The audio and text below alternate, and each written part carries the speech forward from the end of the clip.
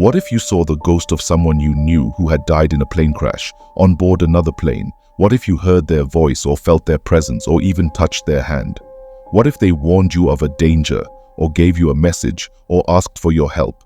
This is what some of the crew members and passengers of Eastern Airlines claim to have experienced after the tragic accident of Flight 401 in 1972. In this video, we will explore the case of Ghost Flight 401 and examine the evidence, the theories, and the implications of this paranormal phenomenon.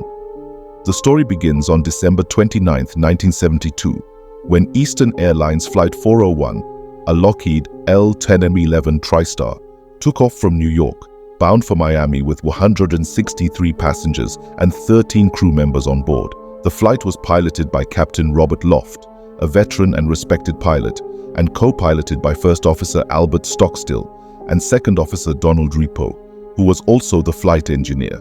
The flight was smooth and uneventful until the final approach to Miami International Airport, when the crew noticed a problem with the landing gear indicator light, which did not show whether the nose gear was locked down or not. The crew decided to abort the landing and requested a holding pattern over the Everglades, a vast swamp area, while they tried to fix the problem. They engaged the autopilot and focused their attention on the indicator light, which was located on a panel below the windshield. They removed the light bulb and tried to replace it, but it did not work. They also tried to use a small mirror to look at the nose gear from the cockpit window, but they could not see it clearly. They were so absorbed in their task that they did not notice that the autopilot had been accidentally disengaged and that the plane was gradually losing altitude without any warning or alarm. Meanwhile, the air traffic controller, who was busy with other planes, did not notice that Flight 401 was descending below the assigned altitude and did not warn the crew. The passengers, who were relaxed and unaware of the situation, did not notice anything unusual until it was too late. The plane crashed into the dark and dense swamp at a speed of 227 miles per hour and broke apart on impact. The crash killed 101 people, including the captain, the first officer, and the flight engineer, and injured 75 others who survived the crash and waited for hours in the water and the mud for the rescue teams to arrive. The crash of Flight 401 was the first fatal accident involving a wide-body jet and one of the deadliest in US history at the time. The investigation revealed that the cause of the crash was a human error, due to the distraction and the negligence of the crew, who failed to monitor the flight instruments and to detect the descent in time to prevent the impact. The investigation also revealed that the landing gear was actually down and locked, and that the indicator light was faulty due to a burned-out filament. The crash could have been avoided if the crew had followed the proper procedures and had checked the altitude and the speed periodically. The crash of Flight 401 was a tragedy that shocked and saddened the aviation industry and the public, but it was also the beginning of a mystery that intrigued and puzzled many people for years to come. A mystery that involved the ghosts of the dead crew members who allegedly appeared on board other planes that used the salvaged parts of Flight 401. According to some reports, Eastern Airlines, in an attempt to save money and resources, decided to reuse some of the parts of Flight 401 that were recovered from the crash site and that were still functional and undamaged. These parts included seats, trays, windows, ovens, and even the flight engineer's panel, which was installed on another L-1011 plane with the same registration number, N318EA. These parts, however, seemed to carry something else besides their material components. Something that was invisible but palpable. Something that was eerie but familiar. Something that was dead but alive.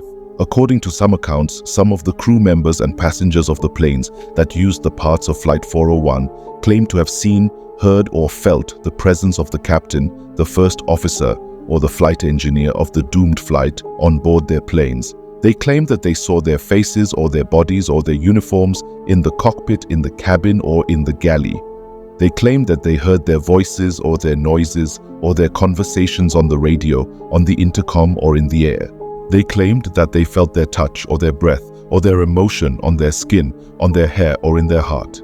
These claims were not made by random or unreliable people, but by credible and respected people such as pilots, flight attendants, mechanics, and even a vice president of Eastern Airlines, who all knew or recognized the dead crew members and who had no reason or motive to lie or to hallucinate. These claims were also not isolated or sporadic, but frequent and consistent, and they occurred on different planes at different times and at different places. These claims were also not vague or ambiguous, but clear and specific, and they were corroborated by other witnesses or by physical evidence such as logbooks, photographs, or recordings.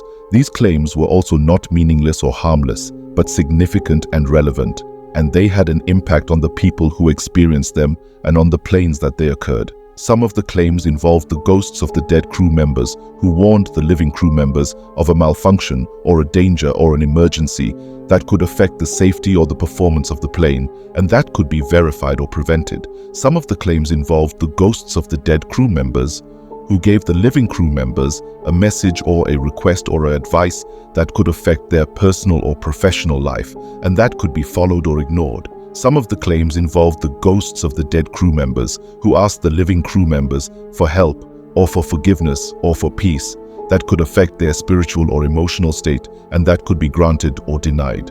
These claims raised many questions and sparked many debates among the people who heard them or who studied them. Were they real or imagined? Were they natural or supernatural? Were they random or meaningful? Were they scientific or spiritual? Were they a gift or a curse? Were they a challenge or a destiny?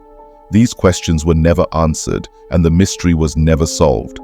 The claims of the ghost sightings stopped after Eastern Airlines removed and replaced the parts of Flight 401 from their planes, and after the company went bankrupt and ceased operations in 1991.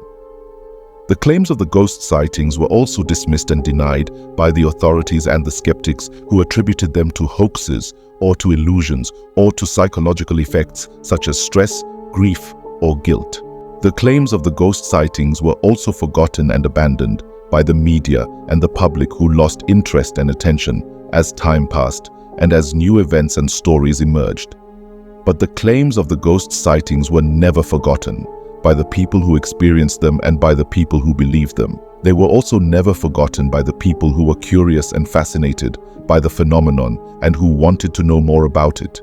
They were also never forgotten by the people who were inspired and moved by the story and who wanted to share it with others. This is the story of Ghost Flight 401 and the mystery of the haunted plane. It is a story of tragedy and mystery, of death and life, of science and faith. It is a story that challenges our perception and understanding of reality and possibility, of time and space, of matter and spirit. It is a story that invites us to question and imagine, to explore and discover, to learn and grow. It is a story that is not over yet and that is still being written by the people who remember it and by the people who hear it.